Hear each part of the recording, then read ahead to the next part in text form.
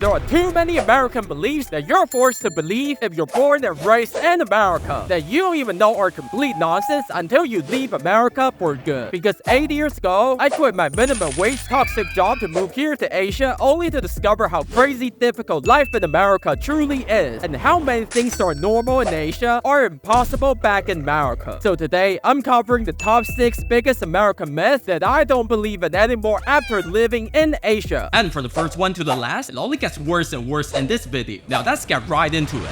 And the first American belief I began to question right after leaving America is that universal healthcare is bad for everyone and you'll just end up spending your money to pay for other people's medical bills, especially if you're working but they're not. Which sounds like a lot of sense until you travel out of America to see how everyone already solved their healthcare problem. A great example would be Taiwan, where I pay like $50 a month and can basically go to the hospital for free. And if you're out of a job, you pay less, and if you're a millionaire or something, you pay a bit more. Singapore is another great example where they maintain a healthy competition between private and public hospitals to make sure the local citizens, even those with little to no money to pay, can still get their treatment. And the doctors here also have a strong ethical code where they don't push you into unnecessary expensive treatment, unlike the horror stories you hear all the time in America. And last but not least is Japan, where you pay 20 to 30% of the medical fees or 10% if you're super old and no longer working, etc., with the government covering the remaining fee. A common theme I see in Asian countries with good healthcare is that the pay gap between doctors and other professions is usually not as crazy as in the US, making sure people mostly enter the medical workforce because they want to help others. So most of the doctor visits ain't that expensive to begin with, making it easy to maintain affordable healthcare. And you wouldn't believe how the majority of my American friends are traveling abroad, especially in Asia, to get their surgery done. From laser eye surgery to their neck and hip and almost everything else, showing you just how broken healthcare in America is. But it only gets more broken down the list because the second myth I no longer believe after living in Asia is that American society is the most loving and diverse in the world, and this is a big melting pot for everyone of all racial and ethnic groups as long as you're willing to play by the rules. And that is simply never the case. While every single nation is moving forward in the world and beginning to look at your skill as a worker over the color of your skin, America is only going backward into oblivion. Since if you're applying for jobs in America, you can't include a picture of yourself. Otherwise, you'll get rejected because they don't want to seem like they made any hiring decision based on how you look. But what do then? They want your social media or LinkedIn profile in your resume. Otherwise, from my experience, you also get rejected. And why do they want that? To see how you look like. What else would they need that for? Even worse, a few years ago, I had a friend who literally got rejected by a renowned university in the Midwest because they outright said, with your look, you're going to have a tough time. Like, what are we still living in middle age? But during my 8 years in Asia, I met so many Americans from all ethnicities working and living here, and one thing they all had in common was how accepted and loved they felt in the local community. Most of them found their dream job in Asia, and I'm not kidding, dating for men is totally way easier in Asia than in America. And here's a real-life example of my friend who's second-generation American of Indian descent. When he visited me in Asia, he couldn't believe how everyone treated him as equal, and nobody cared if he looked different or not, which he said never saw this sort of kindness back in America. But what you've also never seen before is how one of the biggest myths you are told as an American is about to be destroyed because America has always brainwashed us into thinking that working in America is the best. You get paid so much more, you work so much less, you'll always have time for your family and your hobby, and you'll be able to afford your first home and a shiny new car if you work hard enough for the American dream. And everything outside of America is poverty, cruel, and inhuman. And the best way to tackle this BS is with a personal story. Back in California many years ago, I worked like 16 hours a day with no weekends, and life wasn't going anywhere until I decided to take a chance in 2018 to move to Asia, only to find out my skill and profession were actually appreciated to the point I now get paid at least 2 times more, working probably 3 times times less and actually feel proud of doing what I do. And this is before we take into consideration your insane tax rate in America compared to how little people pay in taxes in most places in Asia. Some countries don't even have an income tax, as well as the local housing market actually being affordable. So even if you're making exactly the same amount in America and Asia, the quality of your life will likely be very different. But if you're still not convinced, you can look up the highest average monthly income in the world, with Singapore being one of the top with $5,800, Hong Kong with $4,500, Japan with $3,200, and South Korea with almost $3,000. These are really good money, especially when you consider your cost of living in Asia is probably only 5%, even 10% of what you have to spend to survive in America. And if that already makes life in Asia sound too good to be true, the next will get even crazier, because American myth number 4 I no longer believe is that Americans always put their family first, and the only reason they want to kick you out of the house as soon as you turn 18 is because their jobs as parents are done and you need to live on your own, despite both the job market and housing market being at all-time worst. And I question how many 18-year-olds fresh from the high school can get a normal life going right away. Contrary to that, living with your family in Asia is considered common, as you'll often see the whole family living under one ancestral home, even with their great-grandparent. And once you get married, your spouse and your kids also join in until you finally afford your house or you have to move to another city for work. And with there being a loneliness epidemic, especially with men in America, it makes you wonder, maybe the way people live in Asia, where you never come back to an empty house and with enough family interaction every day, is actually the better way to live. As well as American myth number 5, which is Americans are the most patriotic in the world and no one loves their nation the way we Americans do. And yes, it's true that America is very patriotic and we celebrate our national honor and loyalty far more than other nations. And it's pretty rare in other Western countries to see people using their nation's flag as a decoration, but many nations in Asia still do. For example, Thailand is kind of like America with their flag ritual in schools and standing up for the national anthem. Malaysia, whenever I go to an important party or celebration, they often stand up to sing the national anthem first. Japan has a recent survey where more than 90% of Japanese people are happy to be Japanese. India may look pretty chill when it comes to loving their nation, but I'm telling you, if you come to India making fun of the nation and the people, they'll get pretty upset. So from all of this, I'm sure you know that Americans are not the only ones loving our nation, and many people confuse patriotism with nationalism, as loving your country is a good virtue, but believing your country is always right no matter what might not be so good. So you have the question, do Americans really love America at all? Because if you love America, wouldn't you want the best for your nation? Like affordable hospital, less work and more vacation, and a normal housing market where anyone like you who works a job will be able to buy a house without giving up on everything else? Does your love for America put food on the table? But we don't need food on the table to know how wrong the biggest myth that America has ever told us is, and that public transportation is bad for everyone, and your best option is to own a house in the suburb and drive yourself to places. You know how many tourists come to America asking, why does America have such terrible public transit? And we literally have to Google to come up with a good excuse. Like many Americans would argue that the population density of the US, with the country being too big, makes it impossible to build public transportation, but Australia is also pretty big, and they arguably have the best train and metro system. How do they do that, and why can't we do the same? Not to mention that about 80% of the total US population lives in the city. So why can't we at least have a metro in the city, just like Malaysia, Singapore, and Thailand, or high-speed rail like Taiwan? Heck, even India has better public transit than the greatest nation of America. Do you mean to tell me that India, a country with like 2.5 billion people with almost no space to build anything else in the big city, somehow solved the problem America to this day doesn't even begin to tackle? Can you imagine how much money and time you as an American can save just by having some basic public transportation and not having to worry about being stuck in traffic multiple times a day? And who knows, maybe they refuse to give you metro, train, and walkable cities like almost everywhere I've been to in Asia, because they want to keep you in a cycle of buying new shiny vehicle and wasting the next decade trying to pay them back. It's not like the rich care about us, right? But before you come to Asia, you should know all the worst mistakes that foreigners, especially tourists, make all the time in countries like Malaysia. And you can click on the video right now.